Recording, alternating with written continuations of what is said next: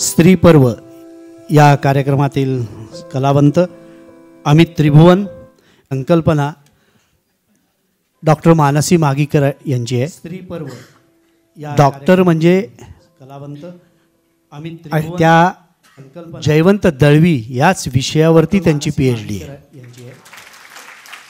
Doctor म्हणजे पुन्हा एकदा या तिन्ही कलाकारांचं मनपूर्वक स्वागत करतो आणि त्यांना विनंती करतो की त्यांनी कार्यक्रमाला सुरुवात करावी. पुन्हा एकदा या तिन्ही कलाकारांचं मनपूर्वक स्वागत करतो आणि त्यांना विनंती करतो की त्यांनी स्त्री पर्व जयवंत दळवी यांच्या गाजलेल्या नाटकातल्या स्त्री व्यक्तिरेखांवर आधारित नाट्य प्रवेशांचं अभिवाचन सादर करतो आहोत. स्त्री पर्व जयवंत दळवी यांच्या गाजलेल्या नाटकातल्या स्त्री व्यक्तिरेखांवर आधारित लग्न ही 3 लेगेड रेस आहे. सादर करतो आहोत. सुखी संसार ही मिथ आहे. सुख हे शेवटी मान्यावर आहे. राजवाड्यातले सगळे राजे काही सुखी होते असं नाही. मी गुलाम म्हणून राहून सुख भोगण्यापेक्षा स्वतंत्र राहून दुःख भोगीन, वाकणार नाही आणि मोडणारही नाही. ही वाक्य काही टाळ्या मिळवण्यासाठी लिहिलेली नाहीयेत. उत्कट जीवनानुभवावरचं अत्यंत प्रामाणिकपणे केलेलं हे भाष्य आहे. ही वाक्य जयवंत दळवी यांच्या काही नाटकांमधली आहेत. जयवंत दळवी मराठी साहित्याच्या क्षेत्रातलं अतिशय महत्त्वाचं नाव. कथा, कादंबऱ्या, नाटकं, विनोदी साहित्य, प्रवास वर्णन असं विपुल लेखन त्यांनी केलं. प्रामुख्याने माणसांमधले नातेसंबंध, स्त्री पुरुष संबंध, कामवासनेचं स्वरूप, तिचा माणसांच्या आयुष्यांवर होणारा परिणाम, मानवी मनाचे सूक्ष्म व्यापार हे दळवींच्या जिव्हाळ्याचे विषय. त्यांना माणसांच्या जगण्याच्या एक विलक्षण तऱ्हा जाणून घेण्याविषयी फार आस्था होती. विशेषतः मध्यमवर्गीय माणसं, स्त्रिया यांच्या मनांची कशी कोंडी होते, त्यांच्या वाट्याला येणारं दुःख भोगताना वेगवेगळ्या व्यक्ती कशा वागतात, कधी कधी त्यांच्यात विकृती निर्माण होते, कधी त्या आत्महत्या करतात, कधी तसंच आयुष्य ढकलत राहतात, या गोष्टी दळवींच्या साहित्यातून फार उत्कटपणे व्यक्त होतात.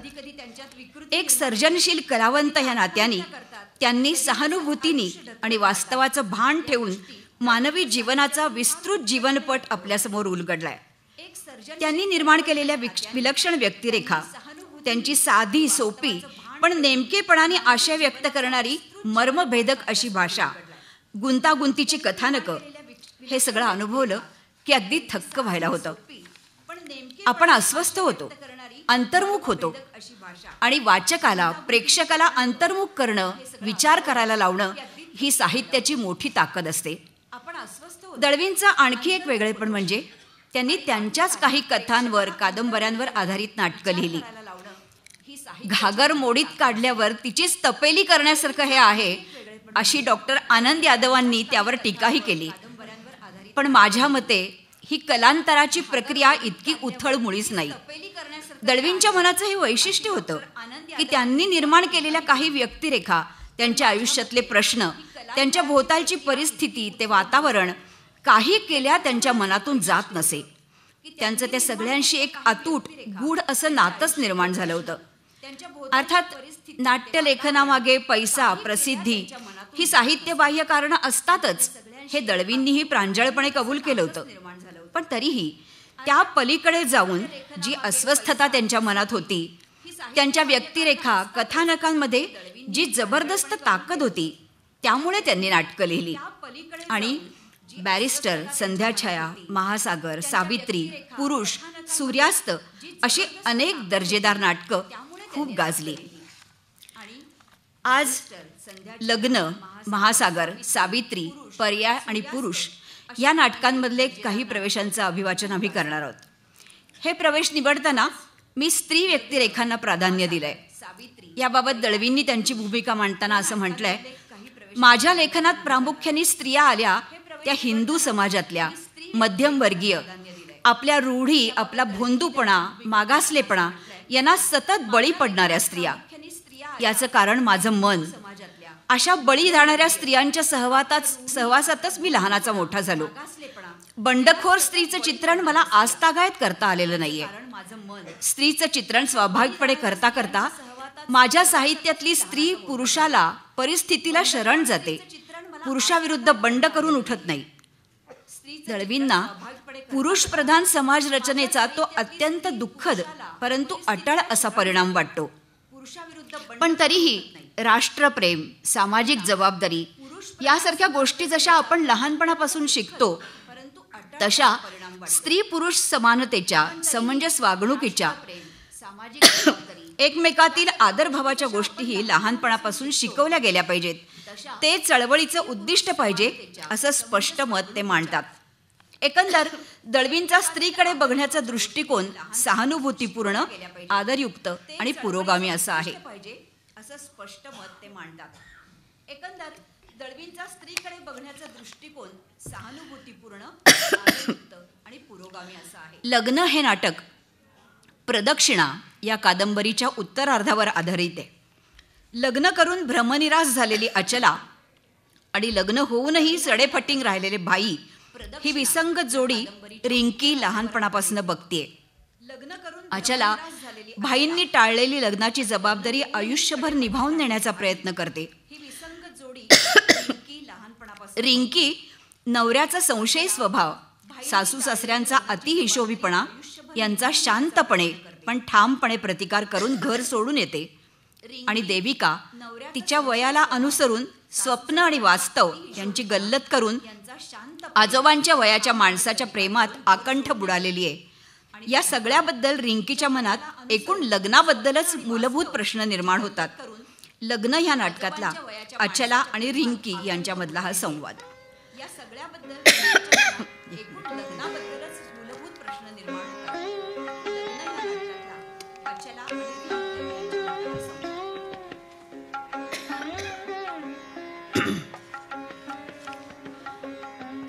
यांच्यामधला हा संवाद. ये रिंकी, राहायला आलीस? हो, कायमची. म्हणजे अगं सध्या भाई इथे नाहीयेत. म्हणत होते धीरासाठी 4 दिवस तुला राहायला बोलवावं. तर तुझं आपलं काय झालं काय? पण ते घर सोडलं मी मामा. मला ती 3 लेगेड रेस नाही जमायची. अगं हो, पण झालं काय? तसं काहीच घडलेलं नाही. अगं त्या घरात शिरतानाच मला तुरुंगात शिरल्यासारखं आणि बाहेर पडताना पॅरोलवर सुटल्यासारखं वाटत होतं. तसं काहीच घडलेलं नाही. तुला पैसे देते हे सांगितल्यावर. अगं रिंकी, तू देऊ नको पैसे. हे बघ, देवीला नोकरीला लाव ना. भाईंनाही आता 61ची थैली मिळेल. आम्ही आमचं भागवू ग कसंही. नाही मामा, मी सांगितलं त्यांना. मला भाऊ असता तरीही मी पैसे दिलेच असते. मुलगी म्हणून ते माझं कर्तव्य आहे. आणि आता शेवटची काडी म्हणजे सदानंदने माझी डायरी वाचली. कपाळ तुझं. अगं मुळातच ती डायरी तू लिहायची नाहीस आणि लिहिलीस तरी तिथे न्यायची नाहीस. इथे आहे ना तुझा कडी कुलपाचा खण. धांदरट कुठली. जाऊ दे ग पुरे. घेतला लग्नाचा एक अनुभव. रिंकी, अगं पण तुझ्या आयुष्याचा प्रश्न आहे हा. पण तू तिथे राहून सुटणार आहे का? हो, पण नवऱ्याशी जुळवून घ्यायला नको का? कशी जुळवून घेऊ? तो म्हणतो तुला सुबोधशी संबंध आहे. सुबोध तुझ्याशी झोपतो अशा घाणेरड्या भाषेत तो मला सुनावतो. खरं काय ते सिद्ध कर म्हणतो. अगं म्हणजे काय करू? आगीत तर चालून दाखवू? एखादीच्या आयुष्यात सुखाचं, आनंदाचं असं काही घडतच नाही. आई म्हणून यावेळी खरं तर तुला उपदेशाच्या 4 गोष्टी मी सांगायला हव्यात. 4 देखावे करून का होईना, पण तू नवऱ्याला धरून राहा, लग्न टिकव असं मी तुला सांगायला हवं. उपदेशाच्या 4 गोष्टी मी सांगायला हव्यात. पण या क्षणी माझाच विश्वास डळमळलाय. मला कळत नाहीये की तू शहाणी का 30 वर्ष रखडलेली मी शहाणी. असू दे मामा, मी एक ठरवलंय. काय? Face it as it comes. मी उगाच हळहळत वगैरे बसणार नाही. रिंकी अगं. हां अगं, सराफ भेटले होते मला. प्रदीपच्या खास अंकासाठी त्यांना तुझी मुलाखत हवी. माझ्या मागं लागलेत की तूच घे म्हणून. आपण ना असं मधनं बोलत राहू आणि मग मी छान लिहून काढेन. काय सांगायचं, खरं खुरं सांगितलं तर ते बरं दिसणार नाही. पण लोकांना ते आवडतं मम्मा. हा, जिभल्या चाटणाऱ्यांना न आवडायला काय झालंय. आणि खोटं सांगितलं तर बरं दिसणार नाही. अगं रिंकी, काल एक गंमत झाली. त्यांच्याकडनं एक भेट आली आहे. सॉरी मम्मा, सॉरी माझ्या हे कटकटीतनं मी तुझा वाढदिवस काल विसरलेस. अगं असू दे ग. Better late than never. Happy birthday to you mama. Thank you. पण त्यांच्या लक्षात होतं बघ, ही कादंबरी पाठवली आहे. अचलेस, तुला ही नक्की आवडेल. तुला म्हणालेत ते मला. खाली सही नाहीये, तुझा, एवढंच. कादंबरीचं नाव पण छान आहे, लोनली हार्ट.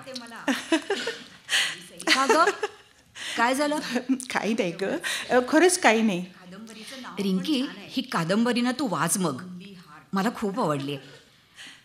कादंबरीची नायिका मॅगी आहे ना, ती म्हणते काही लोकांना विशिष्ट टॅलेंट्स असतात.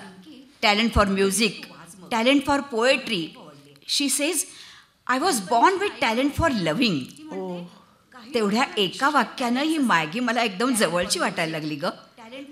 एकदा तिची बहीण तिला विचारते बरं का, do you think Maggi it is possible to carry on intense relationships with two men at the same time? She says, relationships? Yes, but not love. He Maggi मला खऱ्या आयुष्यात कधी भेटली ना, तर मी तिच्याबरोबर पळून जाईन घर सोडून. पण कधी गेलीस तर मला सांगू जा मात्र. मम्माच्या मनात कितीतरी गाठी आहेत स्वतःच्या लग्नाबद्दल. भाईंच्या वागणुकीमुळं ती आतून होरपळून निघाली. भाई लेखक आहे. आपल्या नाटकातल्या कादंबऱ्यामधल्या पात्रांना ते मन देतात, पण त्यांना स्वतःच्या बायकोचं मन जाणता आलं नाही. मग नवरा बायकोतल्या कंपॅनियनशिपला अर्थ काय. आणि तरीही मम्मा म्हणते, I loved him more than I hate him. उद्या मी सदानंदाच्या बाबतीत असं म्हणू शकेन. I doubt.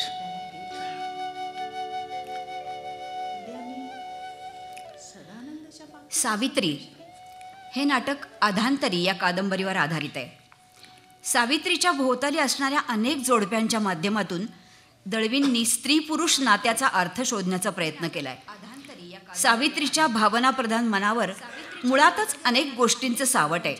तिच्या आईचं, अय्याचं दुसऱ्या पुरुषाबरोबर पळून जाणं, तिच्या किशोर वयातल्या प्रेमिकाने आत्महत्या करणं, हे प्रसंग तिच्या जगण्याचे अविभाज्य भाग आहेत.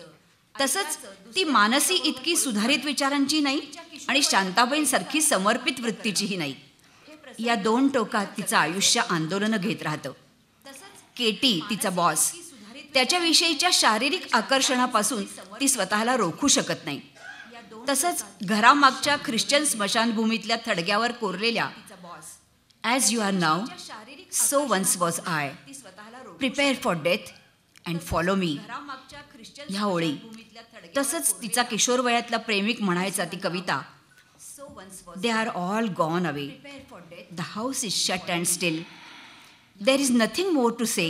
तिचा किशोर वयातला प्रेमिक म्हणायचा ती कविता, they are all gone away. खिडकीतून खाली पडून ती आत्मघात करून घेते. सावित्री नाटकाचे प्रवेश.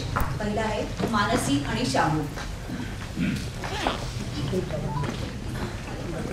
मानसी, तू कधी आलीस. आवाज एवढा घ्यायला माईकवाल्याला काय झालं.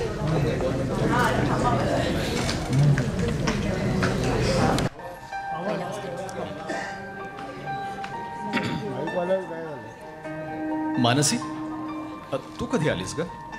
आत्ताच. सावने आली. ती कुठे एवढ्यात यायला. मीडिया कोऑर्डिनेटर आहे ना ती. मानसी कुठे कुठे काय काय कोऑर्डिनेट करत फिरत असेल. साऊ असती तर बरे झालं असतं. का. तुझ्याशी मला काही बोलायचं होतं, म्हणजे तिच्याच संबंधात. काय म्हणतेस बोल. शामू, मला वाटतं म्हणजे ती जी मला म्हणाली त्याच्यावरनं मी सांगते हां. I think you are not behaving as you should. तिच्याशी तू इतर 4 मुरदाड नवऱ्यांसारखं वागता कामा नये. अगं म्हणजे कसं? आणि आणि मी काय मुरदाडपणे वागलोय? पहाटे उठून दूध मी आणतो, चहा मी करतो, आंघोळीचं पाणी मी तापवतो, साबणाच्या पाण्यात कपडे सतीश घालतो, आणि बहुतेक वेळा भाजीपाला, गहू, तांदूळ, साखर मी आणतो. रांगेत मी उभा असतो. ती इथं असते तेव्हा सकाळचं जेवण करते ती, पण रात्रीचा कुकर मी लावतो, कपड्यांच्या घड्या सुद्धा मी करतो. हा नाही, तू सांग मला, मी मुरदाडपणानं वागतो म्हणजे काय करतो, आणि मी अजून काय करायला पाहिजे ग? अरे नोकर ठेवायला काय हरकत आहे? काय हरकत आहे? नोकर आणून दे. हल्ली मिळतात कुठे नोकर? हा तू मला सांग, मी काय करायला पाहिजे? हे नव्हे रे, घरातली असली कामं एकमेकांनी सोयीप्रमाणे करायलाच पाहिजे. आपण हे करतो ते करतो हे म्हणू सुद्धा नाही. अगं पण मग तिचं म्हणणं काय आहे? अरे श्याम्या, तिचं म्हणणं काय आहे हे तू तिला न विचारता मला विचारतोयस. यावरनं तुमचा दुरावा निर्माण होतो हे तुझ्या लक्षात येत नाही का? अगं मग तिनं सुद्धा माझ्याशी न बोलता तुला का सांगावं? याचं उत्तर मी काय देणार? तू दे. हे बघ, तिचं म्हणणं काय? हे बघ श्यामू, ॲज यू नो साऊ, अरे ती हुशार आहे, स्मार्ट आहे, पण स्वच्छ विचार करून काटेकोर निर्णय घेणं तिला जमत नसावं. उत्साहाच्या भरात आपली एफिशियन्सी दाखवण्याच्या नादात ती काही गोष्टी करत असे. तिथे तू तिला गाईड करायला पाहिजेस. अगं पण तिला गायडन्सची गरज असली तर ना, या थोड्या अधिक इंटेलिजंट सक्सेसफुल बायका असतात ना, I really don't know Y त्या उगाच अग्रेसिव्ह आणि डॉमिनेटिंग बनत जातात. साऊचं हल्ली तेच चाललंय. ठीक आहे, असेलही तसं, पण हे बघ, बायकांनाही नवीन क्षेत्र प्रथमच मिळत आहेत ना, म्हणून मॅच्युरिटी थोडी कमी असेल. हे बघ, हे विमेन्स लिबरेशन इयर आहे असं समजून ती सेमिनार मधली भाषणबाजी माझ्याकडे करू नकोस. गेल्या काही वर्षात साऊनं आपल्या फील्डमध्ये खूप कर्तबगारी दाखवली. तुला तिचं कौतुक वाटायला पाहिजे. अगं तिचं नेमकं म्हणणं काय आहे ते थोडक्यात सांग. तू तिला टाळत असतोस आणि तिच्याबद्दल संशय घेतोस. पुरावा? PhDचं निमित्त करून तू तिला टाळलंस. तू तिच्याबरोबर पार्ट्यानं जात नाहीस. हे बघ, तिला टाळण्यासाठी मी PhDला नाव घातलेलं नाही. मलाही करिअर आहे. मी PhD झालो तरच मला हेड ऑफ द डिपार्टमेंट होता येईल. आणि या पार्ट्यांबद्दल म्हणत असेल तर सुरुवातीला मी गेलो 2-4दा तिच्या बरोबर, but I just hate those parties. त्यांच्यातलेच ते बेडूक ओरडल्यासारखे विनोद, तोंड फाकून खोटं खोटं हसणं, डोळे मारणं, इंग्रजीशिवाय जगात कुठली भाषा आपल्याला आता येतच नाही असं दाखवणं, एकमेकांना चिमटे काढणं, आणि हे सगळं कोणातरी तिसऱ्याच्याच खर्चानं करणं, हे मला वैयक्तिक आवडत नाही. आणि विशेष म्हणजे माझं बोट धरून माझ्या बायकोनं मला हॉटेलमध्ये पार्टीला नेणं मला आवडत नाही. तिथं वेळ घालवण्याऐवजी I can sit here with Shakespeare and several other authors. अगं माझ्या पर्सनॅलिटीचा भाग आहे हा. मग किमान तू तिचा संशय तरी घेऊ नकोस ना, तिच्यावर पाळत ठेवल्यासारखा वागू नकोस. अगं मी काय संशय घेतला तिचा? काय पाळत ठेवली तिच्यावर? प्रदर्शनं भरवण्यासाठी ती बाहेरगावी जाते, कुठे अहमदाबाद, कुठे दिल्ली, कुठे पंजाब, आणि आम्ही शेरे पंजाब, आलू मटर आणि नान खात बसलोय. तो तिच्या करिअरचा भाग नाहीये का श्याम्या? अगं मी नाही म्हणत नाही मानसी, पण प्रत्येक टूरवर तिच्या बरोबर तिचा तो केटी का असतो? समजा तुला अशी नोकरी असती आणि तुझी बॉस एखादी फटाकडी असती माझ्यासारखी, तो तू गेला नसतास तिच्या बरोबर? समजा गोव्याला ती बोलवत होती ना तुम्हाला दोघांनाही, का नाही केलास? सतीशलाही पाठवलं नाहीस. हे बघ, महागड्या हॉटेलात राहणं मला आवडत नाही, आणि जवळजवळ रोज रात्री उशिरा ती मोटारीनं इथे येते. ड्रायव्हर असला तर मोटार इथपर्यंत येते, आणि मोटार केटी चालवत असला तर मोटार त्या तिथं कोपऱ्यावर इराण्याच्या हॉटेलपाशी थांबते, आणि तिथनं ती चालत येते. खोटं वाटत असेल तर आमच्या लेकाला सतीशला विचार, त्यानं तेवढ्यासाठीच गॅलरीत ड्युटी घेतली. ड्युटी त्यानं घेतली की तू दिलीस? सतीशचं मन तू तिच्या विरुद्ध कलुषित करतोस असं तिला वाटतं तर तिची काय चूक आहे? आणि केटी मोटारीत असला तर काय बिघडतं? अगं माझं काहीच बिघडत नाही, पण तिला ते लपवावंसं का वाटतं? तिथे लपवत असेल असं मला वाटत नाही. तरी संशय घेणं म्हणजे तिच्यावर अविश्वास दाखवणं नाही का? अगं पण मला अविश्वास वाटणार नाही असं तिनं वागायला नको का? शामू, तू थोडा अधिक समंजसपणा दाखवले. चिडू नकोस. हे बघ मानसी, या क्षणी मला धूर दिसतोय आणि म्हणूनच मला आगीचा संशय येतो, इतकंच. संशय घेण्यामुळे रामायणाच्या काळापासून काय घडतंय ते माहिती आहे ना तुला? वा वा, छान. म्हणजे आता हे तू मला सांगणार आहेस?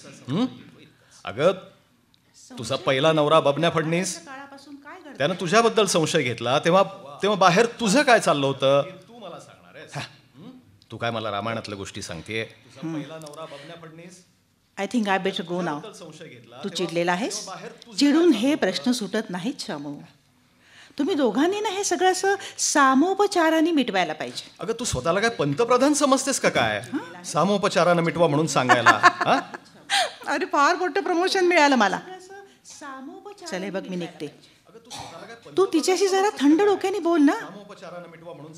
तुमच्या दोघांचा संसार पाहिला ना की मला खरंच किती बरं वाटत होतं रे शामू.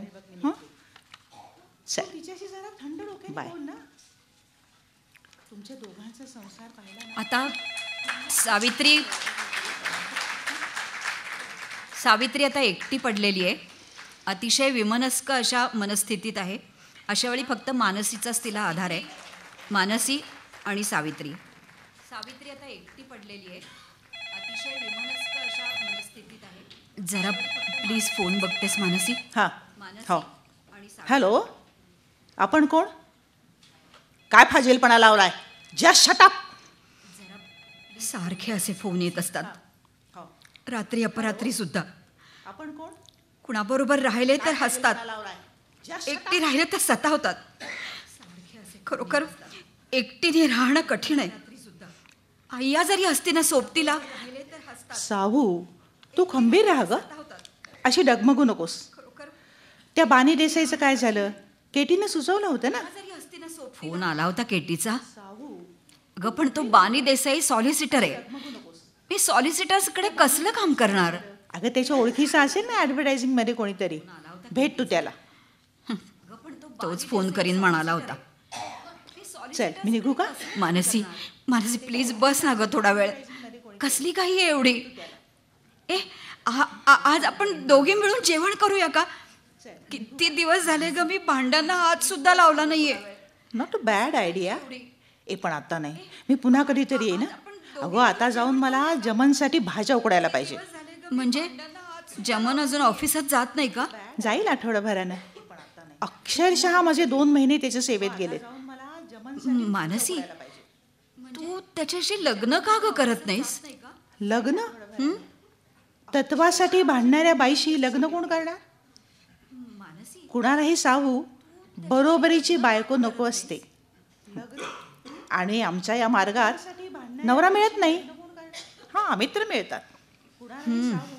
तुला बरं बाई हे सगळं जमतं. मला तर भीतीच वाटते.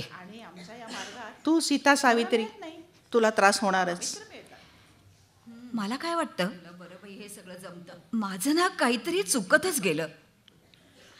काय माहितीये का, मी या शांताबाईन एवढी मागासलेली नाही आणि तुझ्या एवढी पुढारलेली पण नाही. म्हणून मी लोंबकळते अधांतरी. सावू, तुझं कुठे चुकलं माहितीये का? शामू गेल्यावर हिमतीनं तू एकटं राहायला हवं होतंस. मानसी, मी नाही राहिले एकटी. सांग ना, चांगली 7-8 महिने एकटी राहिले. शामू परत येईल म्हणून वाट बघत. पण एकटं राहणं वाटतं तेवढं सोपं नाहीये ग मानसी. रोज रात्री घरी येताना जीव हुरहुरायचा. भीती वाटायची. धीरासाठी कुणीतरी जवळ असावं असं वाटायचं. त्यावेळी आय्या आली असती ना तरी तिलाही मी ठेवून घेतलं असतं. म्हणून केटीला गाठलंस? नाही ग नाही, मी केटीला गाठलं नाही.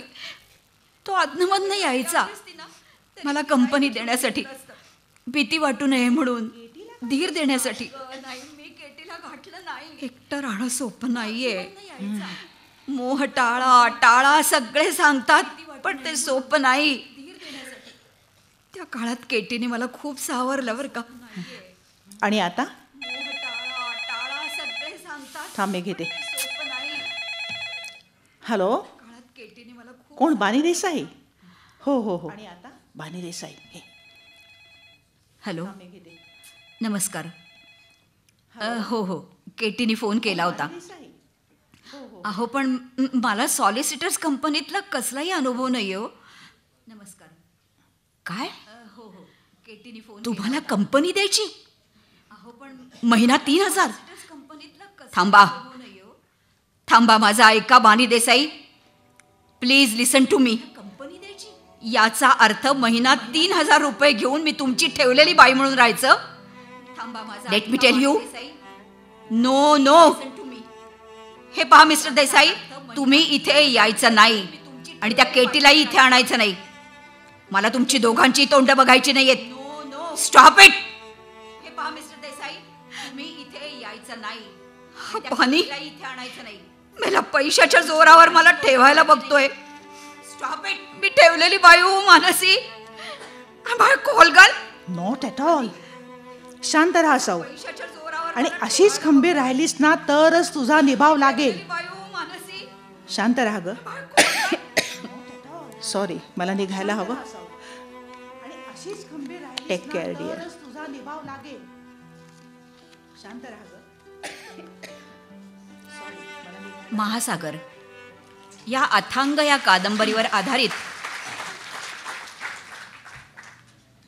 कादंबरीवर आधारित नाटकात 2 कुटुंबातील व्यक्तिरेखांच्या माध्यमातून मनाची अनाकलनीयता दाखवली आहे. दिगंबरचा संसार ओढगस्तीचा आहे. त्यात माणसं भरपूर, कमावणारा एकटा दिगंबर, पण तरीही ती सगळीजण एकमेकांना धरून सांभाळून जगतायत. तर सुमी आणि घनश्याम, त्यांचा छोटा मुलगा, असा आटोपशीर कुटुंब आणि श्रीमंती, सगळी सुख हात जोडून उभी आहेत. तरीही दिगंबरची बायको चंपू रेहमानकडे आकर्षित होत नाही. मनाला ब्रेक लावणं तिला जमतं आणि सुमी मात्र वाहवत जाते. असं हे कुठलं अगम्य आकर्षण तिला वाटतं? का वाटतं? रेहमानही स्त्रियांच्या बाबतीत चारित्र्यहीन असा माणूस सुमीमध्ये मात्र मनाने का गुंतो? शेवटी रेहमानही आत्महत्या करतो ते का? सुमी अप्राप्य आहे म्हणून? का तिचा संसार मोडण्याची खंत वाटते म्हणून? आणि घनश्याम सुमीला माफ करायला तयार झालेला असताना सुमीही आत्महत्या करते ते का? आपल्या चुकीचं प्रायश्चित्त म्हणून? का रेहमानशी संबंध ठेवणं यापुढे अवघड आहे हे कळून? सावित्री आणि सुमी दोनही चुकलेल्या स्त्रियांना दळवींनी आत्महत्या करायला लावले. यावरून ज्येष्ठ नाट्य दिग्दर्शिका आणि अभिनेत्री विजया मेहतांचा दळवींशी वाद झाला होता. कितीतरी स्त्रिया चुकतात, त्यांनाही भोगावं लागतं, पण त्या आत्महत्या करत नाहीत, आयुष्य तसंच जगत राहतात. मग ह्या दोघींनाच मृत्यूची शिक्षा का, असं त्यांचं म्हणणं होतं. पण मला असं वाटतं की एकदा समाजाचा त्यांच्याकडे बघण्याचा दृष्टिकोन बदलला की रोजच मरण यातना भोगण्याचा त्यांना भोगायला लागू शकतात. त्यापेक्षा मृत्यूने त्यांची सुटका होते असा दळवींचा विचार असावा. महासागरमधले प्रवेश, दिगंबर आणि सुमी. त्यापेक्षा मृत्यूने त्यांची सुटका होते असा दळवींचा विचार असावा.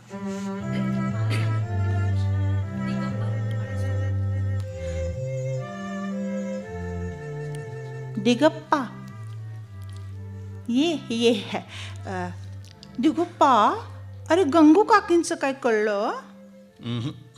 नाही, दिगप्पा, अजून काही तिचा पत्ता नाही. आत्ता सकाळी पोलीस ठाण्यावर जाऊन आलो. गंगू काकींचं काय? मी सांगते तुला दिगप्पा, गंगू काकी हुबळलेलाच गेली. तिचं किती दिवस चाललं होतं हुबळलेला जायचं. तू तिला आधीच न्यायला हवी होतीस.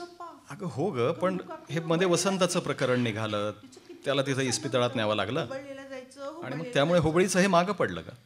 पण म्हातारी कशी एकटीच गेली बघ. वसंता मेंटल हॉस्पिटलमध्ये गेल्यापासनं तिचं सगळंच बिघडलं होतं. तूच हुबळलेला काय जाऊन येत नाहीस? जाणार आहे, कदाचित उद्याच जाईन. काल जाणार होतो पण पार्टीसाठी थांबलो त्या रेहमानच्या? घनश्याम नागपूरला गेलाय एजन्सीच्या कामाला. आज नाही पण उद्या येईल. माहिती आहे, तूच काल सांगितलंस मला. काल रात्री नागपूरला गेला रेहमानच्या पार्टीला कामाला. विसरलीस? पण दिगप्पा, तू पार्टीला येणार नाही म्हणलं होतास ना? अचानक ठरवलं, म्हटलं जावं, 4 लोक भेटतील, थोडा बिझनेस मिळेल. पण तू कशी काय आलीस? तू पार्टीला येणार नाही? मी विचारलं तेव्हा जाणार नाही म्हणालीस. घनश्याम नसताना एकटी कुठेही जात नाही म्हणालीस तू. अरे रेहमानचे 2 फोन आले. म्हटलं नाही गेलं तर बरं नाही दिसणार. नाही म्हटलं तरी त्याच्याचमुळे आम्हाला एवढी मोठी एजन्सी मिळाली नाही. अरे गप्पा, काल पार्टीत मी फार प्यायले होते का रे? नाही म्हटलं तरी त्याच्याच हल्ली ना मला पिताना भानच राहत नाही. रेहमान काय म्हणेल मला? दिगप्पा बैस रे बैस. तू चहा घेणार आहेस का कॉफी? मला काही नकोय सुमी. माहितीये रे, वाडीचा सबनीस तू आलाच असशील चहासाठी. बंट्या कुठे? तो मम्मीकडे गेलाय. गेलाय नरहरी त्याला आणायला. मम्मीकडे का? काल रात्री पार्टीला जायचं होतं ना. हा एकटा घरीच राहीना. मग मी त्याला म्हटलं मम्मीकडे जा. आलेच मी आलेच. मम्मीकडे का? रात्री पार्टीला जायचं होतं ना. पक्की 1 नंबरची.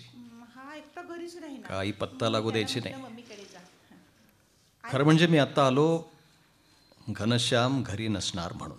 पक्की 1 नंबरची. तिला झाडण्यासाठी, फायर करण्यासाठी. पत्ता लागू द्यायची नाही. कालच्या रेहमानच्या त्या घरच्या पार्टीवरनं आल्यापासून माझ्या डोक्यात हा एकच गुंता आहे. घनश्याम बरोबर नसताना सुमी एकटी पार्टीला का आली? कालच्या रेहमानच्या त्या घरच्या अर्थात चंपूनं हे खोदून खोदून विचारलं तरी मी तिला सांगणार नाही, सांगितलेलंही नाही. आली ती आली आणि उशिरापर्यंत राहिली. मी 12-12:30ला निघालो तेव्हा मी म्हटलं सुमी तू चल, मी घरी पोचवतो. मी तिला सांगणार प्याली होती जाम. नाही म्हणाली, तू जा जा म्हणाली मला. उशिरापर्यंत राहिली. दिगप्पा, तू येतोस तेव्हा नेहमी एकटा येतोस रे. म्हणजे चंपूला का नाही आणत आणि मुलांना? सुमी मला तुझ्याशी थोडं बोलायचंय. बोल ना.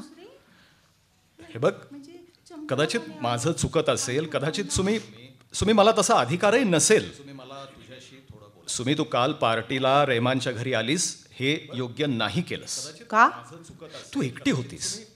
तो रेहमान कसाही असो, दिलदार आहे, स्वभावानं चांगला आहे, हुशार आहे, पण चालीरीतीनं तो कसा आहे, चारित्र्यानं कसा आहे हे तुला माहिती आहे. तू एकटी होतीस. सुमी, ताडाच्या झाडाखाली बसून ताक प्यालीस तरी लोक काय म्हणतील? तुला माझा संशय येतो? सुमी, तुला कान फाडून ऐकायचंय का? हो. मग ऐक. हो, मला तुझा संशय येतोय. कशावर? Shut up. हे असले तुझे वकिली प्रश्न नकोयत मला. तू वाकड्या मार्गाने जातेस एवढं मला कळालं. हे बघ सुमी, विचार न करता आपण मोहात गुरफटत गेलो तर आपल्या विचारशक्तीचा काय उपयोग? अगं तू विचार करायला पाहिजे. तू एका चांगल्या सभ्य पुरुषाशी लग्न झालेली बाई आहेस, कुलीन घरातली आहेस. शरीराच्या लिलावासाठी तू खिडकीत बसलेली नाहीस. हे काय आता? तू तर दिगप्पा टाळीचीच वाक्य फेकतोयस. पाहिलं कशी आतल्या गाठीची. हे सगळं बोलताना दिगप्पा तू माझ्यावर अन्याय करतोय. सुमी, मी तुला बजावून सांगतो, मी तुझं थोबाड फोडेन. तू माझं थोबाड फोड फोड फोड. बोलताना दिगप्पा, पण मी तुला हे असं बोल देणार नाही. सुमी, मला कुणीही खोटं बोललेलं आवडत नाही. कोण बोलतंय खोटं? हा सांग, कोण बोललं खोटं? तू खोटं बोलतीयस आणि मला माहिती आहे. काल तू त्या मिसेस इराणीशी आणि पोमेलाशी स्पर्धा करत होतीस, पिऊन त्या रेहमानच्या अंगावर पडत होतीस, काय खिदळत होतीस, त्याच्याबरोबर आतल्या खोलीत जात होतीस. तू सोशल लाईफ मध्ये तेवढं क्षम्य असतं दिगप्पा. मी एका बिझनेसमॅनची बायको आहे, धंद्या. आतल्या खोलीत जात होतीस. मी 12-12:30ला निघालो. मी तुला म्हणालो चल माझ्या बरोबर, मी तुला पोहोचवणार होतो घरी, पण तू उशिरापर्यंत राहिलीस. कुठं उशिरापर्यंत? तू निघालास आणि अर्ध्या तासातच मी निघाले. खोटं. राम, मी हात उगारला तुझ्यावर. सॉरी सुमी, माझा तोल गेला. पण तुला सांगतो, कान देऊन ऐक. तू रेहमानच्या घरून आज सकाळी 7 वाजता घरी आलीस. कशावरून? मी रेहमानच्या घरी सकाळी फोन केला. खरं की खोटं? तुम्ही मला हे बघ, मला माफ कर. मला अधिकार नसताना मी तुझ्यावर हात उगारलाय.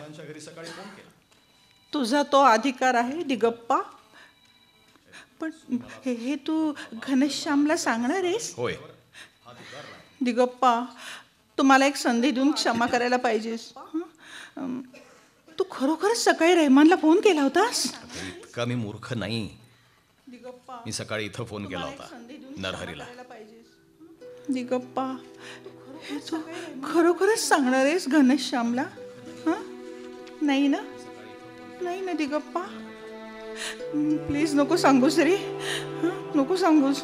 मला क्षमा कर. पाया पडते तुझ्या दिगप्पा, प्लीज. सुबी, मी नाही सांगणार, पण मला तुझ्याकडनं वचन पाहिजे. हा मार्ग सोड तू. या मार्गानं तू परत जाता कामा नये. अगं, एकमेकांशी फेथफुल राहण्यात, एकनिष्ठ राहण्यात सुद्धा सुख असतं ग, आनंद असतो. आमची गंगू काकी पहा, तिला नवऱ्याचं, आमच्या काकांचं सुख नाही मिळालं, पण ती मनानं किती आमच्या घराला एकनिष्ठ राहिली. माझी चंपू सुद्धा ग. अगं, मनाला कधी ब्रेक लावावा हे वेळीच कळायला हवं ना. मला तुझं हे ब्रेकचं प्रकरण दिगप्पा कधी कळलंच नाही रे. कधीच नाही. मला तुझं हे ब्रेकचं प्रकरण दिगप्पा.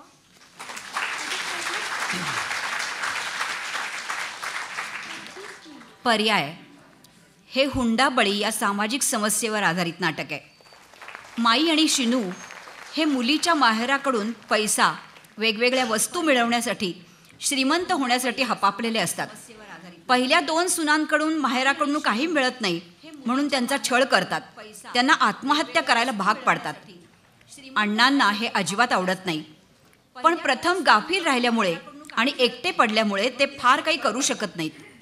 पण तिसरी सून कमल ही शिकलेली, नोकरी करणारी असल्यामुळे तिच्यात आत्मविश्वास आहे.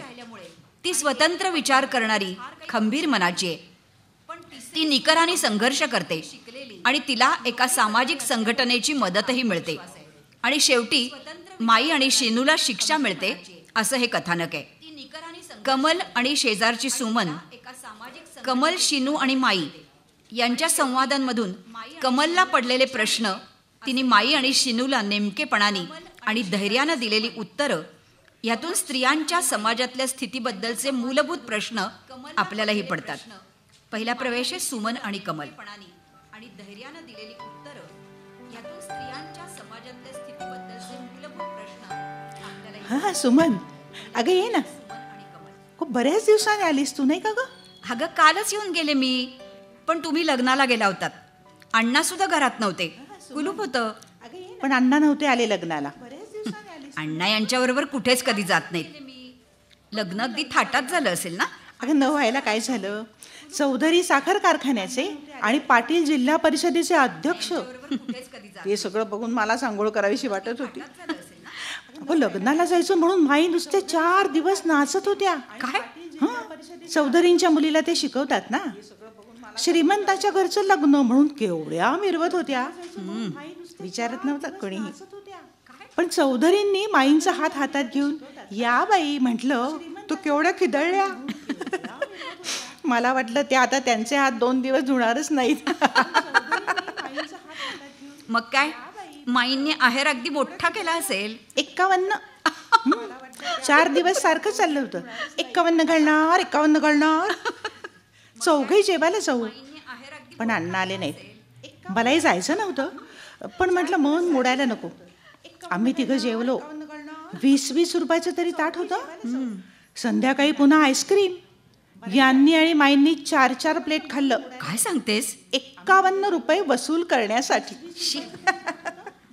अगदी चमत्कारिक माणस आहे. माय लेखाचा सारख्या पैशाच्याच गोष्टी चालू असतात गो. ए शिनू, झाला का ग परचेस ऑफिसर? व्हायचेत, पण त्या आधीच किती पैसा खायला मिळणार त्याचा हिशोब चाललाय. मला तर अगदी शिसारी येते ग. कमल, तुला राग नाही ना येणार? तुला एक विचारू? तू इथं कशी आलीस हेच ना? हाच प्रश्न मी हल्ली मला विचारते ग. मी इथं कशी आले, का आले? हे लग्न ठरलं ना तेव्हाच माझ्या मनात विचार आला होता तुला पत्र पाठवून कळवावं. अगं मग का नाही कळवलंस? कळलं असतं तर सुटले असते ना मी. अगं समज मी कळवलं असतं आणि तरीही तू लग्न केलं असतंस म्हणजे माझ्या पत्राचं यांना कळणार, म्हणजे मग आमच्याशी कायमचा वाकडेपणा. शेजारी राहायचं आणि पुन्हा आम्ही पडलो भाडे करू. मला आश्चर्य वाटतं, म्हणजे मी सुद्धा कसा नाही काही विचार केला. अशी अंधारात उडी कशी काय घेतली? असं होतं ग कधी कधी. वेळीच योग्य निर्णय घेता येत नाहीत आपल्याला.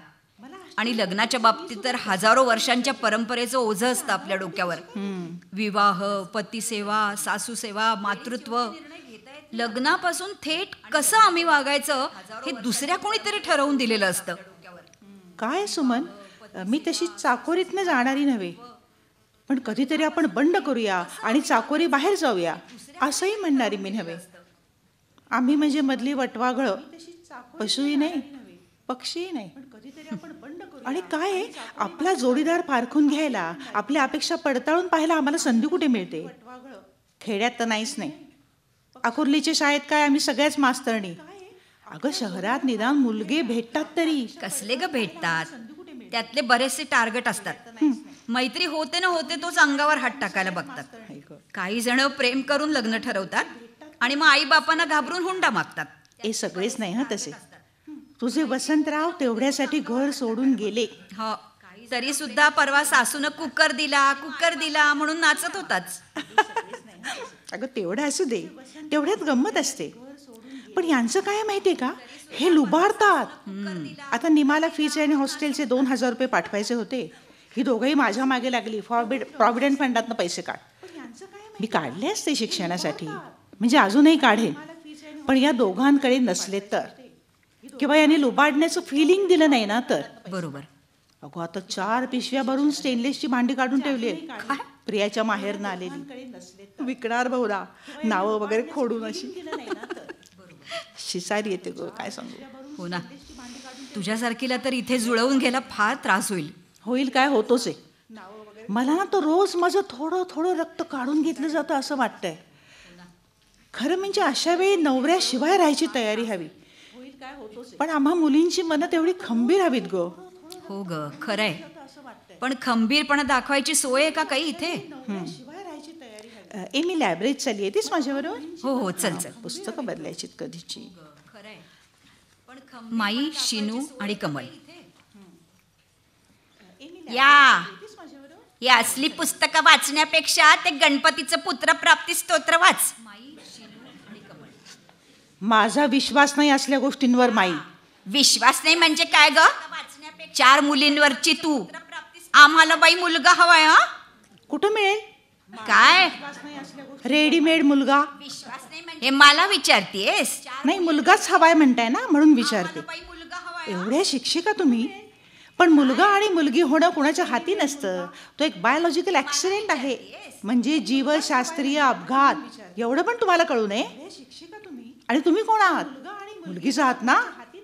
तुमच्यावर 2 बहिणीच आहेत आणि निमा पण तुमची मुलगीच आहे ना? बाई बाई बाई बाई बाई, तुझ्याशी काही बोलणंच कठीण आहे. मलाही तेच वाटतंय. तुमच्यावर 2 बहिणीच आहेत. पुत्रप्रदमिदं स्तोत्रम सर्वसिद्धिप्रदायकम्. नाही, तुम्ही तुमचं स्तोत्र आत बसून वाचता का? का? मला दिवा घालवून झोपायचंय. इथे का? बेडरूम असताना? तो माझा प्रश्न आहे. ए कमल, बऱ्या बोला ना, आज चल.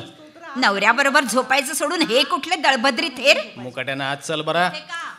हे बघा, माझ्या अंगाला हात लावा ना तर मी धावा करेन. हा, मोठी द्रौपदी की नाही धावा करायला?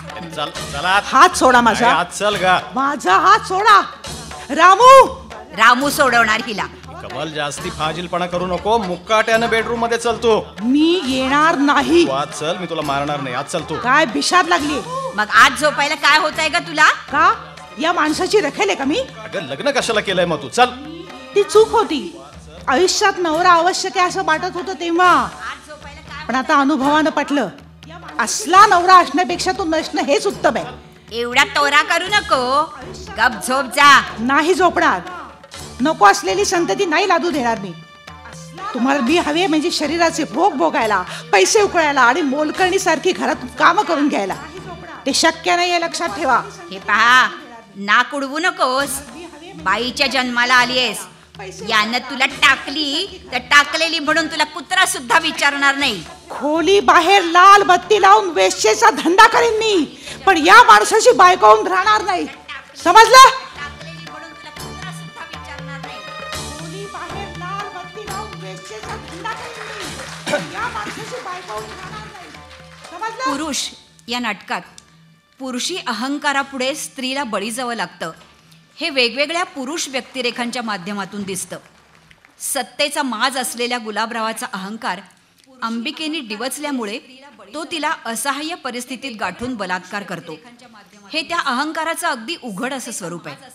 पण आदर्श शिक्षक, गांधीवादी तत्वांचे पुरस्कर्ते अण्णाही विधवेशी लग्न केल्याचा अहंकार जन्मभर मिरवतात. तर अंबिकेचा दलित प्रियकर तिच्यावर बलात्कार झाल्यानंतर तिच्या मागे खंबीरपणे उभा राहत नाही, उलट तिला टाळू लागतो. शेवटी अंबिका सामाजिक संघटनेच्या मदतीने गुलाबरावाचं इंद्रिय विच्छेदन करून त्याला नामोहरम करते. पर्याय आणि पुरुष ह्या दोन्ही सामाजिक आशय असणाऱ्या नाटकांमधून दळवी फक्त प्रश्न उभे करत नाहीत, तर त्यावर उपायही सुचवतात. समाजातली ही वाईट प्रवृत्तीच नष्ट व्हावी, तसंच एक सुजाण मनोभूमिका तयार व्हावी, असाच त्यांचा उद्देश आहे. समस्यांवरचे उपाय सुचवणं हे कलेचं, कलावंताचं काम नाही. हे जसं खरं आहे तसं कलावंताला सामाजिक राजकीय परिस्थितीचं भान असायला हवं, हेही तितकंच खरं आहे. आणि दळवींनी पर्याय, पुरुष, स्पर्श, सूर्यास्त, राष्ट्रपती, कालचक्र यासारख्या कलाकृतींमधून हे अधोरेखित केलंय. पुरुष या नाटकातले प्रवेश पहिल्यांदा अंबिका, अण्णा आणि गुलाबराव. राष्ट्रपती, कालचक्र यासारख्या कलाकृतींमधून अंबिका देवी, अधोरेखित केलंय. नाही तुम्ही काय करता म्हणला? नवा प्रयोग करता म्हणला नाही का? डॉक्टर राम मनोहर लोहिया विद्यालयात शिकवते. अरे वा. म्हणजे फक्त मुलींचीच शाळा का? फक्त मुलींच्या किंवा मुलांच्या शाळेला लोहियांचं नाव देणं म्हणजे त्यांचा अपमान ठरेल. कारण स्त्री पुरुषांच्या समानतेवर लोहियांनी जेवढा भर दिला होता तेवढा अलीकडच्या काळात कुणीच या देशात दिला नसेल. Right, absolutely right. लोहिया, अहो लोहिया म्हणजे आमचं पण एक श्रद्धास्थानच की. लोहिया, JP, अच्युतराव. राजकारणात आमच्या दिशा वेगवेगळ्या असतील, पण ही फार मोठी माणसं. हल्ली माणसं मोठी, ही अशी मोठी माणसं राजकारणात नाही चालत. अंबिका देवी, पूर्वी कसं होतं, मोठी माणसं, प्रश्न छोटे, आणि आता प्रश्न मोठे पण माणसं छोटी. चालायचं. पण बाई, तुमच्या शाळेचा तो येगळेपणा म्हणजे काय? आमचा समानतेवर भर आहे. हा मुलगा, ही मुलगी हा विचार सोडून सर्वजण व्यक्ती आहेत, माणसं आहेत, ही जाणीव जागी करायची. अरे वा वा, छान छान आहे, चांगलं आहे. लोहिया म्हणायचे ना, भारतीय स्त्रियांसमोर आदर्श पाहिजे द्रौपदीचा. अगं अंबू, पण ही द्रौपदी शरण जाणारी नव्हती ग. तिनं पुरुषांना प्रत्येक वेळी जाब विचारलाय, प्रश्न विचारून तिनं पुरुषांना पराभूत केलेलं आहे. पण आपल्याकडे सीता सावित्रीची देवळं दिसतील, द्रौपदीचं नाही दिसणार. अंबिका देवी ती 5 पुरुषांची शय्या सोबत करत होती. अहो तिची देवळं कशी असतील? शी, यालाच डॉक्टर लोहियांनी विकृत बुद्धी म्हटलंय. पुरुषाची विकृत आणि गलिच्छ वृत्ती. म्हणजे काय? आता यात मी काय वाईट बोललोय का? वाईट नव्हे, गलिच्छ. स्त्रीचा विचार म्हणजे तिच्या शरीराचा विचार, दुसरा धंदाच नाही पुरुषांना. अण्णासाहेब, नाही तुम्ही म्हणताय ते बरोबर आहे. जरा हे प्रस्थ जरा वेगळंच आहे बरं का. अगं अंबू, जरा या मोठ्या माणसांशी बोलताना व्यवस्थित भाषेत बोलत जा बरं का. गुलाबराव, मी नेहमी तिला हे समजावून सांगत असतो. अहो शेव, बोलू दे. बाईनं कसं एखाद्या वेळी असावं असं आक्रमक, म्हणजे नेहमीच्या मुळमुळीतपणापेक्षा जरा तिखट ठसका. आपल्याला ती सात्विक भाषा जमतच नाही. गुळमुळीत बोललं की उगाच अशक्तपणा आल्यासारखा वाटतो.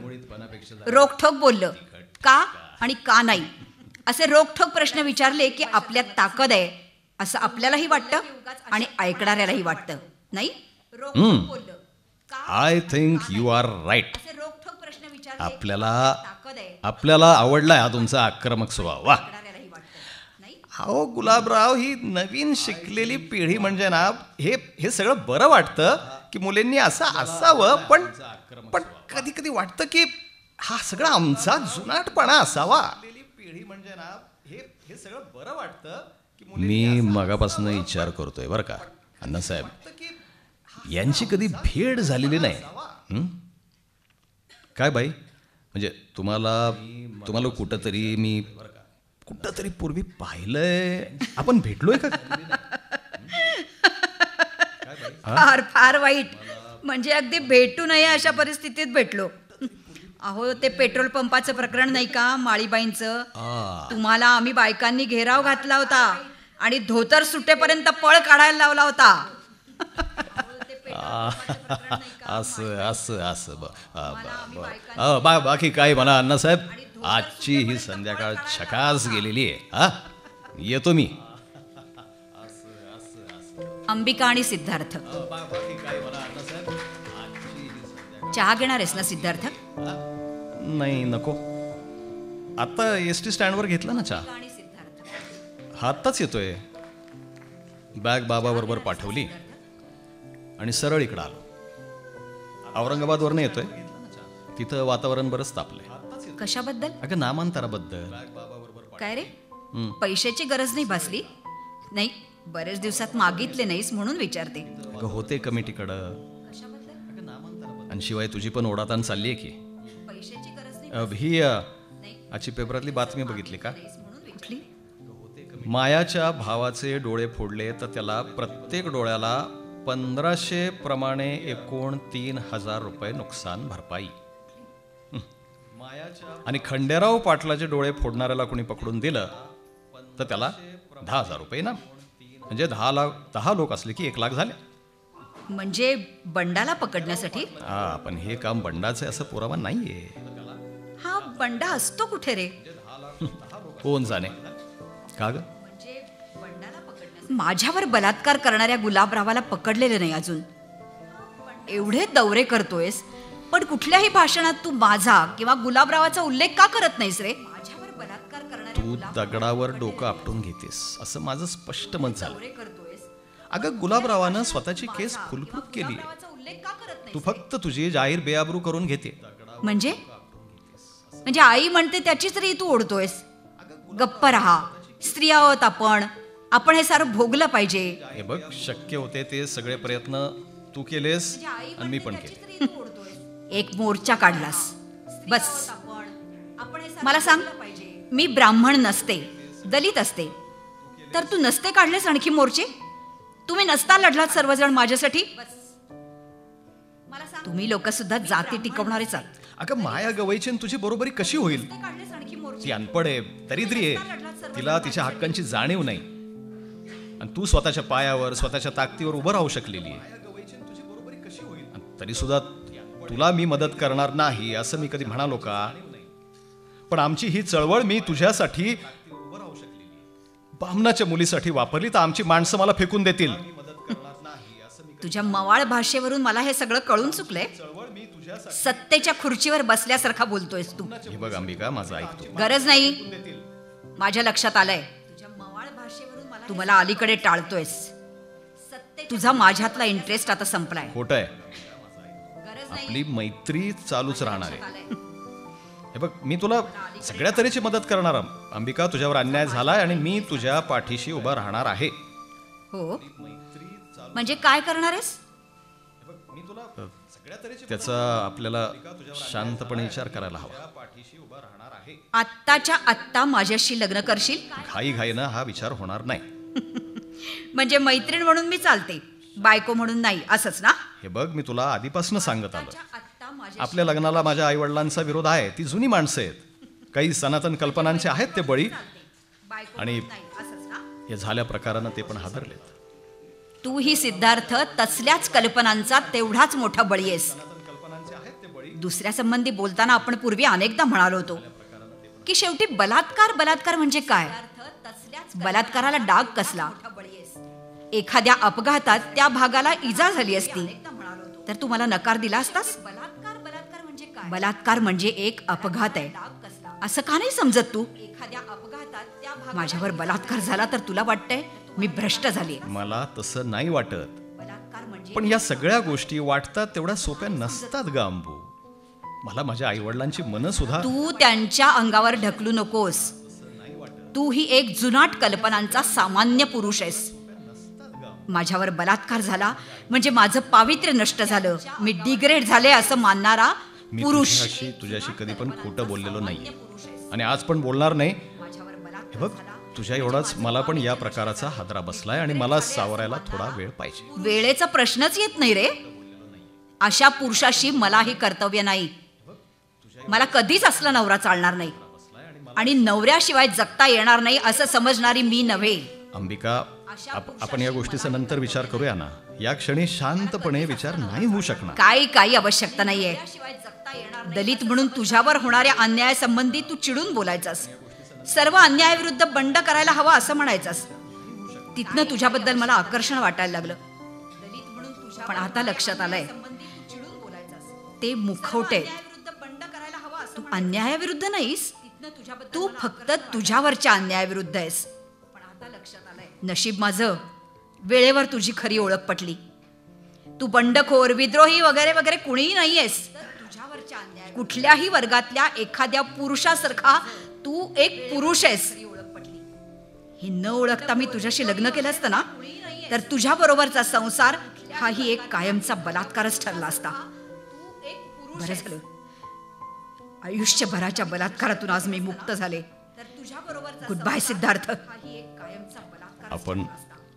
आपण लग्न नाही केलं तरी मी तुला सर्व ती मदत करेन अंबिका. नको, एवढा मोठेपणा तू घेऊ नकोस. तुझी मदत मी घेतली ना तर माझे पाय निकामी होतील. मला नीट उभंच राहता येणार नाही. तुझी मदत मला नको आहे सिद्धार्थ. तू प्लीज निघ. तुझी मदत मी घेतली ना तर माझे पाय निकामी होतील. गुलाबराव आणि अंबिका, तुझी मदत मला नको आहे सिद्धार्थ. तू प्लीज निघ.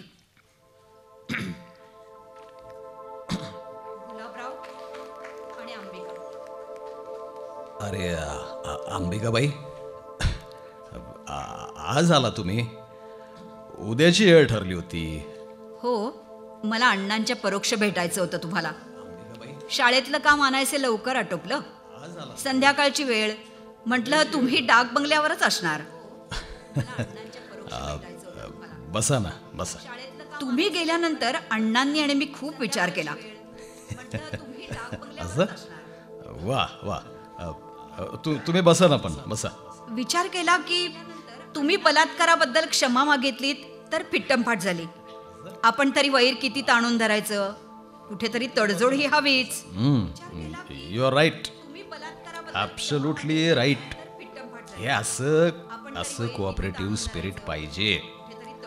आणि असं कोऑपरेटिव्ह स्पिरिट इथल्या मंडळींनी जर दाखवलं ना तर इथं सुद्धा एखादा कोऑपरेटिव्ह साखर कारखाना काढणं शक्य होईल. तुम्हाला कोर्ट कचेरीचा खूप त्रास झाला असेल नाही का. म्हणजे आय कुड इमॅजिन दॅट. नुसताच त्रास नाही, न परवडणारा खर्च सुद्धा. तरी माझ्या काही मैत्रिणींनी घरोघरी फिरून माझ्यासाठी पैसे जमवले. I know that. Mathura Desai सुद्धा पैसे जमवत होत्या. तुम्ही ओळखता तिला? नाही, तिला नाही. तिच्या यजमानांशी माझा परिचय, बापूरावांशी. Really very fine fellow, thorough gentleman. Ambika Devi, या खर्चातून तुम्हाला मोकळं करण्यासाठी मी एक योजना आखली. म्हणजे माझ्या मनात एक कल्पना आली. कसली? अण्णासाहेब राष्ट्रीय शिक्षक झाले म्हणून त्यांचा जिल्ह्यातर्फे एक आपण जाहीर सत्कार करूया आणि 25,000 रुपयांची थैली देऊ. आमच्याकडे या अशा चांगल्या कामासाठी फंड असतात. No problem. चांगली कल्पना आहे. अण्णा खुश होतील. आणि आमच्या सगळ्या मंडळींना मी सांगणार की त्यांचे ठिकठिकाणी सत्कार करा, लहान मोठ्या थैल्या आणून द्या, म्हणजे कसं चुटकी सरशी सगळी कामं जी ती होतील. अहो गुणीजनांचा गौरव समाजात व्हायला हवा. अंबिका देवी, शेवटी कुठल्याही समाजाचा मोठेपणा हा त्या समाजात किती गुणी माणसं आहेत याच्यावरनं ठरतो ना. असं आणि या बदल्यात आम्ही काय करायचं? निवडणूक प्रचारात माझ्या वतीनं काम करा असं सांगण्यात इतकं मी निर्लज्ज नाही बरं का. आणि या बदल्यात आम्ही काय करायचं? उद्या काही पत्रकारांना बोलवतोय त्यावेळी माझी वैयक्तिक देणगी म्हणून मी अण्णांना थैली देणार आणि तुम्ही फोटोत अण्णांच्या शेजारी फक्त उभं राहायचं बस. त्यावेळी माझी गुलाबराव, मी तुम्हाला एक प्रश्न विचारू? बाय ऑल मीन्स सर्टनली विचारा की. तुम्ही हे सगळं इतकं चांगलं बोलता, आमच्या घरी तुम्ही प्रथम आलात तेव्हा सुद्धा तुम्ही अहो अंबिका देवी, मी मुळात चांगलाच माणूस आहे आमच्या घरी तुम्ही प्रथम आलात तेव्हा आणि त्याशिवाय राजकारणात मी इतक्या झपाट्यानं वर आलो नसतो. हा अहो किती माणसं जोडली या जिल्ह्यामध्ये मी, माझ्याशिवाय सीएमचं पान हालत नाही. मग तुमच्यामध्ये तेवढ्याच राक्षसी वृत्ती कशा? कसं आहे अंबिका देवी, प्रत्येक माणसामध्ये देव असतो तसा दानव पण असतो. वृत्ती कशा? दोघांचं द्वंद्व चालू असतं, द्वंद्व. एकदा देव वर येतोय, एकदा दानव वर येतो. आता त्या रात्री अनफॉर्च्युनेटली माझ्यातल्या दानवानं माझ्यावर मात केली, for which I honestly regret. ती आठवण जरी झाली ना तरी मला दुःख होतं. आज आज अंबिका देवी मी एकदम विचारवंतांसारखं बोलतोय नाही का. हा म्हणजे विचारवंतांशी सुद्धा संबंध येतो आमचा वारंवार. संबंध येतो म्हणजे काय, संबंध ठेवावा लागतो. आणि बाकी विचारवंत म्हणजे तरी काय, पडवीजांचं पाठांतर जरा बरं असतं एवढंच. हा बोलता बोलता इंग्रजी बुकात कुठं काय आहे ते पटकन तोंडावर फेकतात. आणि एखादी स्कॉचची बाटली फोडली म्हणजे म्हणजे खुश सगळे लेखाचे खुश. बाई स्कॉच घ्या ना.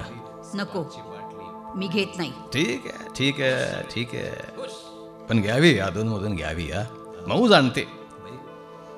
गुलाबराव, तुम्ही कधी स्वस्थपणानं असा विचार का करत नाही कसा की एखाद्या स्त्रीला एक व्यक्ती म्हणून प्रतिष्ठा असते? याबद्दल आपलं दुमत नाही अंबिका देवी, याबद्दल मुळीच दुमत नाही. आता मध्यंतरी बघा ते काय ते इंटरनॅशनल विमेन्स इयर साजरं झालं ना, तेव्हा या विषयावर आम्ही परिसंवाद घेतले. अहो घ्यावे लागतात, मिनिस्ट्रीकडनं कोटा येतोय. केवढी उद्घाटनं केली मी त्या परिसंवादांची. बाकीची वटवट ते विचारवंत करतात, त्यांना भत्ते दिले जातात. आणि तुमच्या या म्हणण्याबद्दल आपलं दुमत नाही. मग तुम्हा लोकांना बलात्कार करावासा का वाटतो? देशभर रोजच्या रोज बलात्काराच्या बातम्या येत असतात. त्याला कारण आम्ही नाही, त्याला कारण तुम्ही. आम्ही कशा? असं बघा अंबिका देवी, जरा वाईट झोपा म्हणलं आणि तुम्ही झोपला तर बलात्कार होईल का? होईल का बलात्कार? हा अहो बलात्कारात कुणाला सुख आहे का? अहो पण आमच्या मनाविरुद्ध, आमच्या इच्छेविरुद्ध. इच्छा मन, जरा स्पष्ट बोलू का? हे बघा हे ना तुम्ही सगळ्या नव्या पोरींची खोळ आहेत. आमच्या इच्छेविरुद्ध पुरुषांशी बरोबरी. स्वातंत्र्य हवंय घ्या, तुम्हाला घराबाहेर पडायचं स्वातंत्र्य पाहिजेलच. पण पुरुषांची बरोबरी कसली? का नाही? अहो जिथं देवानच खाली पाठवताना बरोबरी नाही केली तिथं आम्ही लोक तुम्हाला बरोबरी काय देणार अंबिका देवी? का नाही? अहो आम्ही गरोदर राहतो का? आता गरोदर राहण्याचं काम हे तुमचं, तुम्हाला गरोदर करायचं काम आमचं. तुम्ही तुमचं काम करायचं, आम्ही आमचं काम करणार, खरं का नाही? हा, आणि मी तुम्हाला सांगतो अंबिकाबाई, देशभर हे जे सगळे बलात्कार होत आहेत ना, ते एका अर्थानं चांगलं लक्षण आहे. काय बोलताय काय तुम्ही गुलाबराव? नाही बाई, अहो विचार करा तुम्ही, 1-2 वर्षात हे सगळे बलात्कार थांबणार आहेत, तुम्ही बघत राहा. कसे? एकदा का या सगळ्या बायकांना कळून चुकलं ना, की विरोध केला की बलात्कार होतो, मग ते विरोध करणारच नाही. आणि तुम्ही विरोधच नाही केला तर बलात्कार कशाला होतील, आहे ना? पॉइंट आहे, सोशोलॉजिकल पॉइंट आहे का नाही? हा, म्हणजे तुम्हाला असं म्हणायचंय की स्त्रियांनी पुरुषांच्या गुलाम होऊन राहायचं? तुम्ही हे मास्तरनी म्हणजे ना, आयला तुम्हाला कुठला शब्द कुठं घालावा ते कळतच नाही. स्त्रियांनी पुरुषांच्या गुलाम? होऊन राहायचं. स्त्रिया गुलाम का होतील? अहो त्या स्वतंत्र राहतील ना, नाहीतर ते कोण ते फुले, आगरकर, कर्वे यांच्या कार्याला अर्थ काय राहिला? त्या स्वतंत्रच राहणार. पण त्यांचं ईश्वर दत्त कार्य म्हणजे पुरुषांना सुख देणं, पुरुषाचं मन रिझवणं, मन रमवणं. अहो प्रत्येक बाई ही पुरुषाची मनोरमाबाई असते आणि ती असली पाहिजे.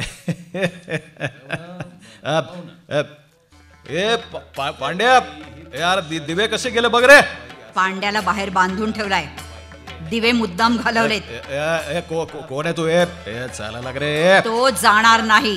शिवा, शिवट्या, त्यालाही बांधून ठेवलाय. फोन फोन फोन, चल बाजूला बाजूला बाजूला. काय काय काय दगाफटका करताय तुम्ही? अरे बरं बोलायला चालायला लागा. कोण आहे? तुम्हाला ठाऊक नाही गुलाबराव कोण आहे? कोण आहे हे त्याला चांगलंच ठाऊक आहे, म्हणूनच तो माझ्या मदतीला आलाय. कोण आहे? हात लावू नको रे. कोण आहे तो? त्याचं नाव आहे बंडा. तो एकटा नाहीये, ते 5 जण आहेत, नवे पांडव. 4 बाहेर बसलेत. सत्तेच्या आणि पैशाच्या माजावर ज्यांना तुम्ही न्याय मिळू देत नाही त्यांना ते न्याय देतात. ज्या माजानं तुम्ही शिक्षा चुकवता त्यांना ते शिक्षा देतात. अकोल्याच्या खंडेराव पाटलाचे हात यांनीच तोडले, डोळे यांनीच फोडले. आज तुझी पाळी आहे गुलाबराव. मारू नको. अंबिका देवी, आपण बोलूया का जरा? पाणी पाहिजे मला पाणी पाहिजे. पाणी अजून काही झालेलंच नाही गुलाबराव. दोरी कशाला आणली तू? बांधा याला, चांगले पाय फाकून बांधा. सोड रे. हा भोळा तोंडात सारायला. आम्ही गांधी टोप्या नाही वापरत. बाई क्षमा मागतो तुमची बाई. आपण तडजोड करू बाई. काय म्हणत असाल? काय लाख रुपये तुम्हाला?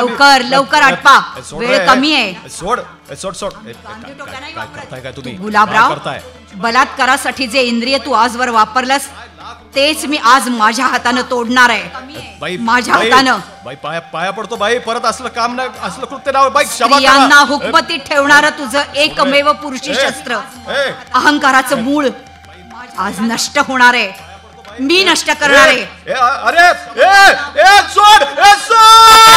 पकडा त्याला, घट्ट पकडून धरा. तुझा सगळा माज आज उतरणार आहे.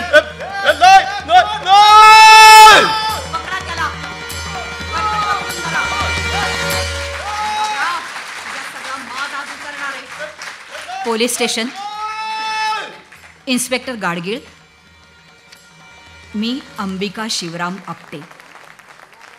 मी डाक बंगल्यावरून बोलते. मी गुलाबराव जाधव या इसमाला जखमी केलंय. तो इथे बेशुद्धावस्थेत पडलाय. त्याला न्यायला आणि मला पकडायला तुम्ही ताबडतोब इथे या. हो, मी इथेच बसून आहे. तो इथे बेशुद्धावस्थेत पडलाय. आता तुम्ही कुत्रे घेऊन धावत येणारच आणि मला पकडायला तुम्ही ताबडतोब. असेच तुम्ही त्या रात्री आला असतात तर. हो, मी इथेच